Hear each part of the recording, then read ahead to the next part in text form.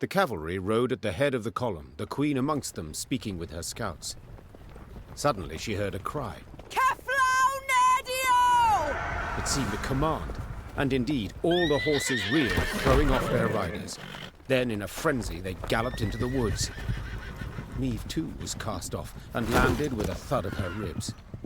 As she struggled to rise, her eyes met those of the fair-haired druid. One who feeds the marsh gods the blood of animals, The druid yelled furiously. is unworthy of beasts, deserves not their aid. Let this be a lesson to you, cruel queen! It took Meve some time to gather her wits. Then she sent a unit in pursuit. The soldiers returned empty-handed, having found neither druids nor mounts. The forest had slowed the men's progress, roots binding their legs, obscuring footprints. There was naught the queen could do but bite her lip and hiss a curse.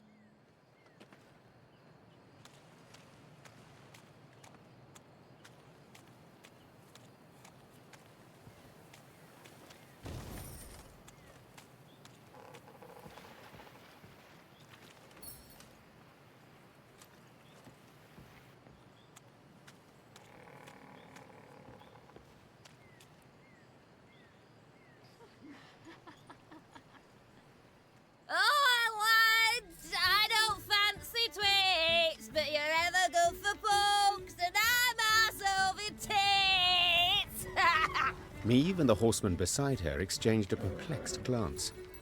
They'd heard the song clearly, both its tune and its verse. Whoever had hollered it had to be close, and given their diction, rather well oiled. Moments later, a hamlet appeared to the Lyrians' tired eyes. A great bonfire blazed at its center. Around it danced peasants, barefoot, giggling, hooting, joyful and carefree. One by one, they noticed the queen.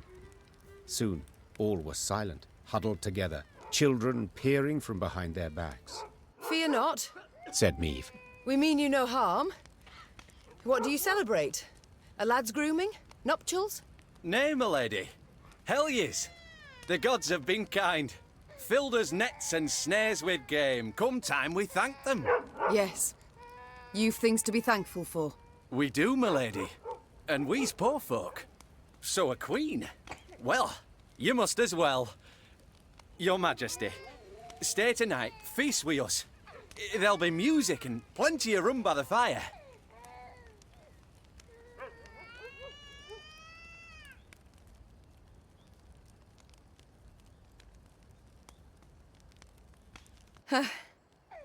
Why not? Began Meve, daintily dismounting. We all deserve some respite, I suppose. The Lyrians needed no convincing. With astonishing haste, they removed mail and helmets, then eagerly joined in the fating and dance. Amidst the trilling of flutes, fifes, and fiddles, all those gathered revelled until dawn. They could rest at last, forget about Nilfgaard and the many beasts that prowled among the reeds.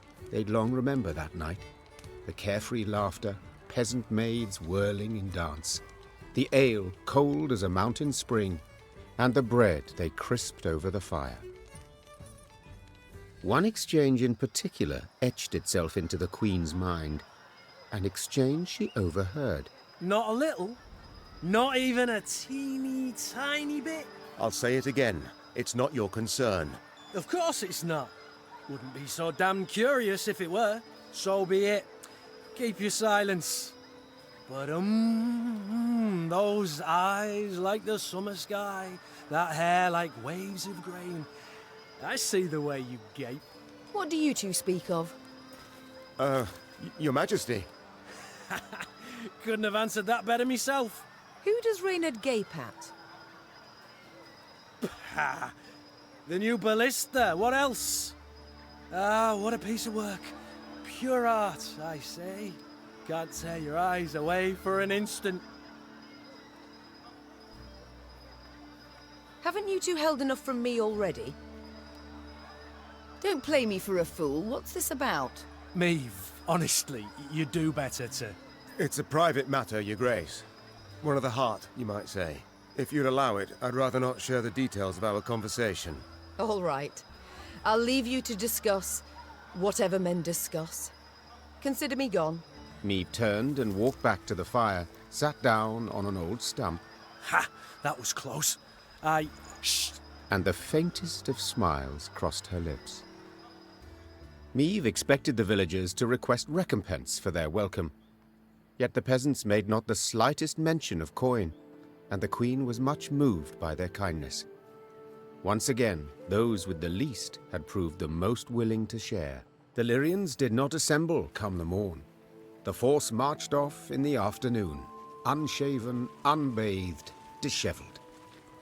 Not normally one to overlook contempt for discipline, that day Meave understood even soldiers needed to let their guard down, at times.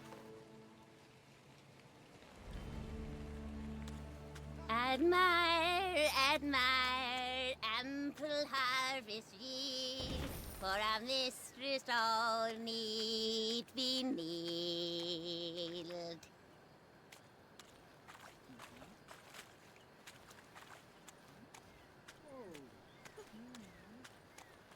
Ugly bad, play us more your prose.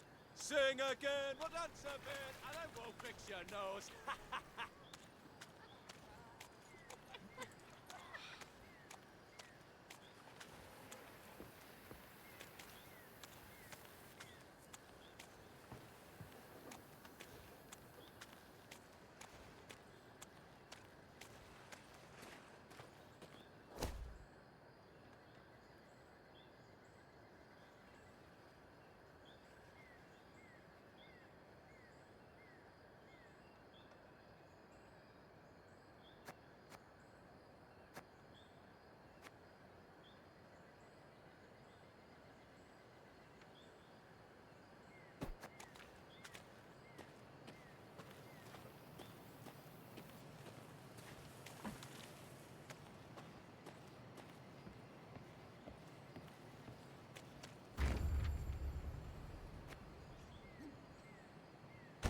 In Angren's swamps, one can easily lose one's way. Thick fog fills the air, paths end without warning, dense thickets obscure the distance. The sole way to determine one's position is to climb a tree and peer out over the canopy.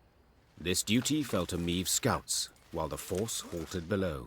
During one such delay, Meave caught the words she'd longed to hear. Majesty! Tuzla Castle! Its tower! I see it! To her soldiers' astonishment, Meave cast off her gauntlets and started up the nearest trunk. She longed to see the castle for herself, but then she would know sweet vengeance was at hand. The climb proved tricky, as the trunk was slippery and the branches, run through with rot, were frail. Yet Meave showed herself to be skillful and spry. As a child, she had loved to scale trees, much to her governess' dismay. Meave looked out to see a mighty stone tower outlined against the horizon. Legend holds Tuzla Castle was to have had 3 such bastions. Yet King Ragbard, the fort's benefactor, had forsaken the effort when yet another stone transport simply sank into Angren's boggy roads. It was a moment of respite for Meave, a moment of quiet joy.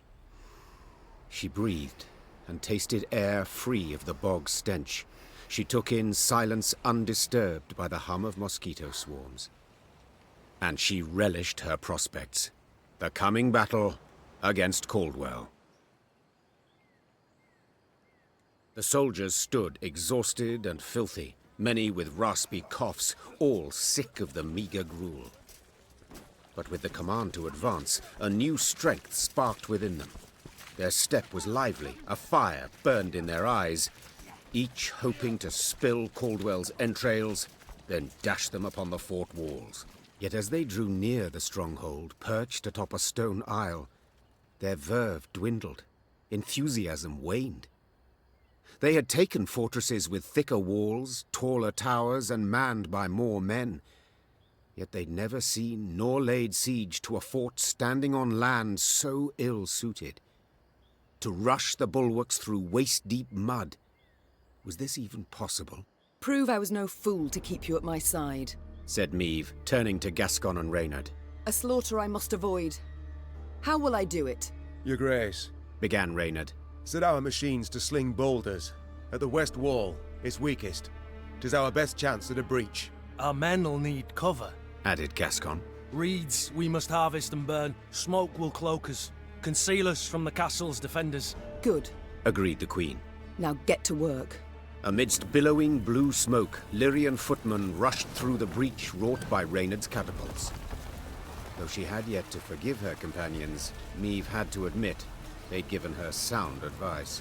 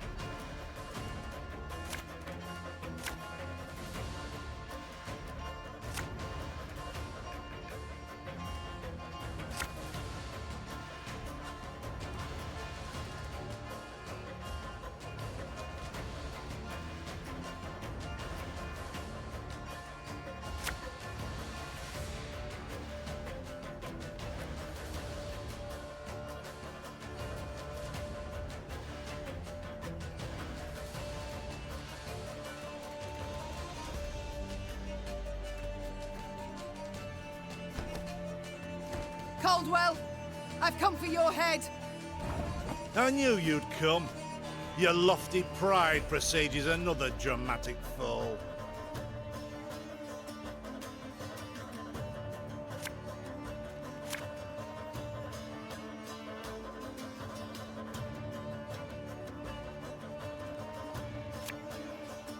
Her Majesty knows what she's doing. We must exploit the breach in their fortifications, Your Grace.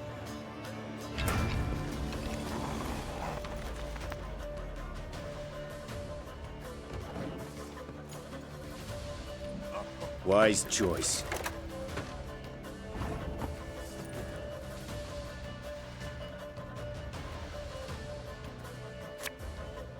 Catch!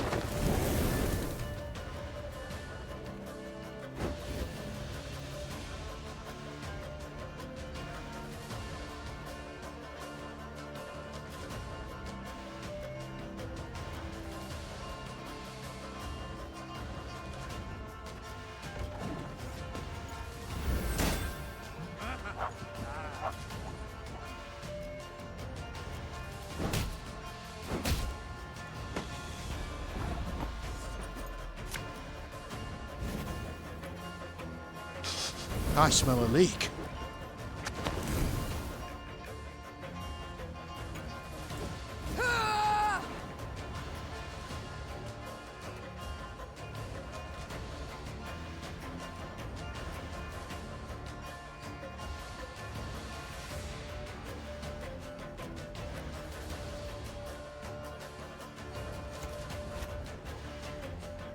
Army's a waste of time. Getting to work.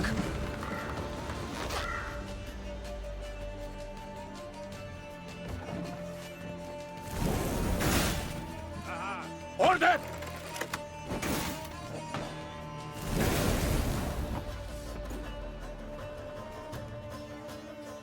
Looking to dance, mate?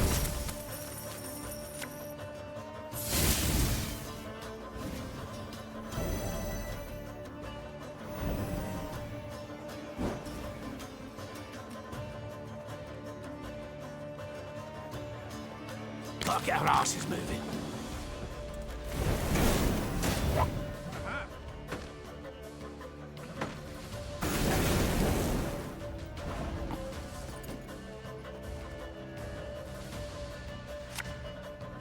Wanna know why I got my scar?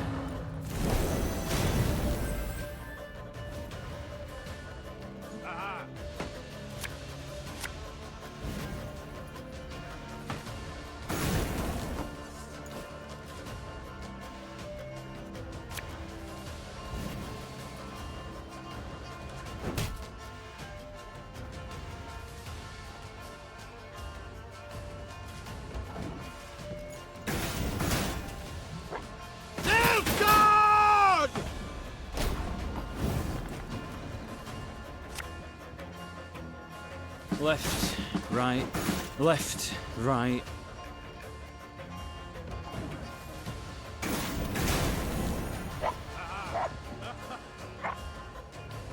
life is mine now.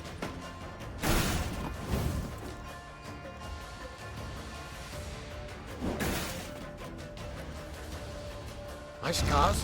No, they don't hurt. March on, march on.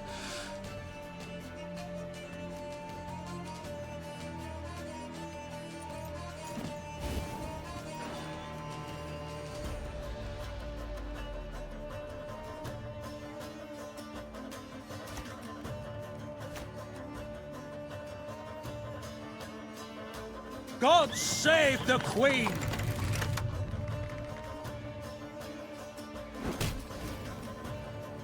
What you looking at?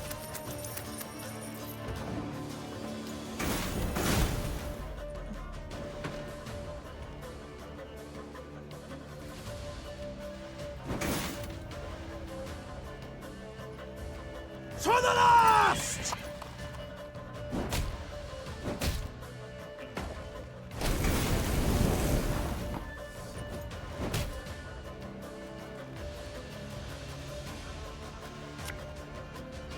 Again and again and again.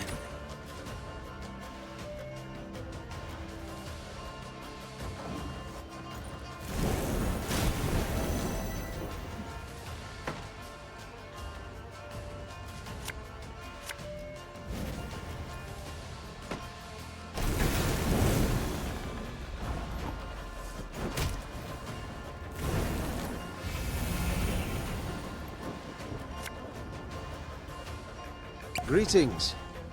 What is it?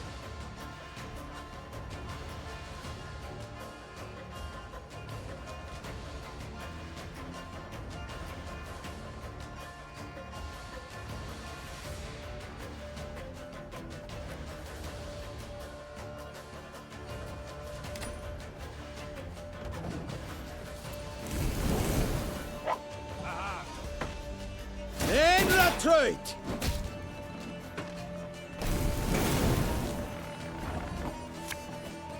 Yeah!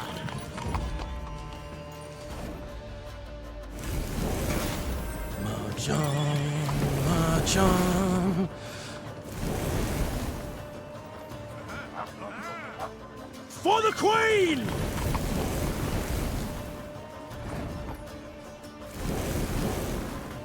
God save the Queen! To the last! No one touch him! The Count is mine!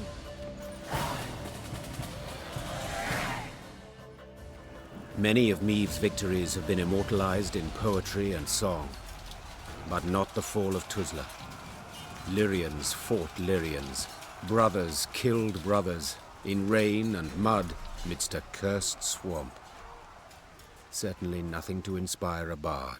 Near the battle's end, Maeve stormed the great stone tower to which Caldwell had fled. The Queen ascended the stairs, dealing blow after blow, blood cascading down in her wake. She reached the top floor to find the Count waiting, with no intention to defend himself. If it's mercy you expect, you'll be sorely disappointed. Mercy? I know you all too well for that, Maeve. Ever vindictive and cruel. All this from a paragon of knightly virtues. You stabbed me in the back, Caldwell, and used Willem to do so. My son! Who agreed without a moment's hesitation. Forsaken by your own son, your flesh and blood. What's that say about you?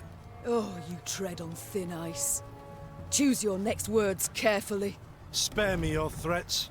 You'll kill me all the same. Death can come in many ways, Count. Some quick, some slow. My, how you strut and vaunt. Terribly sure of yourself. Perhaps too sure. Your castle is mine. I've crushed your force. I dare say no, I'm not. Precisely my point. Don't you see? The Empire's not one army, it's dozens, hundreds. It's what I strove to knock into that thick dome of yours. Alas, you're too much a dullard. Soon as I'd learned you'd crossed into Angren, I sent for reinforcements. They'll be here soon. 3 regiments, armed to the teeth.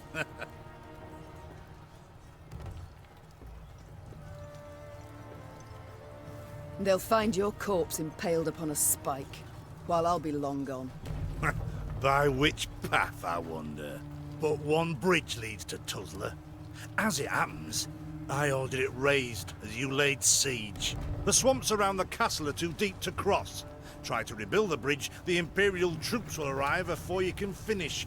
Your men they'll slay as you watch, and then they'll wring your neck.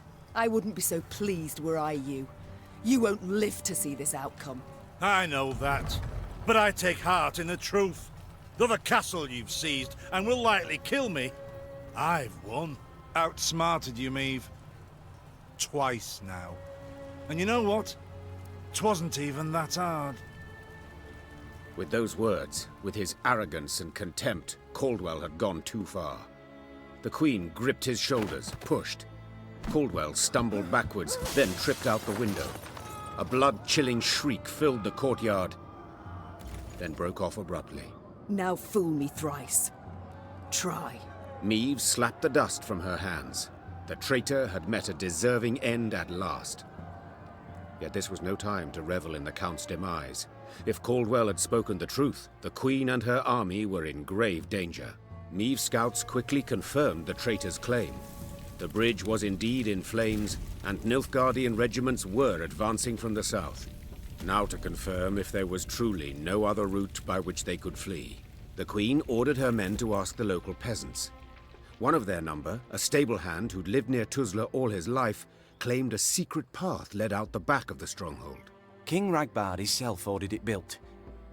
Had him drop great stones into its swamp, one after another, like beads on a string.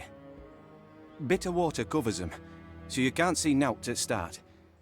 Can make 'em out if you go proper slow, though. What is it? The stones, they lead to Isgith. And there, my lady, lurks an evil worse nor any black-clad army. What? A beast of some sort? Some say beast, others god. Gurnikora, they call her. And you'll yet see, my lady. Isgith shines red with your blood. A silly tale to frighten children, Meave thought at first. Then paused. For something about the man's voice made his every word believable. None too encouraging, yet preferable to certain death. Tell me, from Isgith, will we reach the banks of the Yaruga, near Red Lobendon perchance? Aye, your majesty. You need but head north. And pray all along the way. Soon, Meave stood where the stable hand had said she should, at the edge of a vast marsh.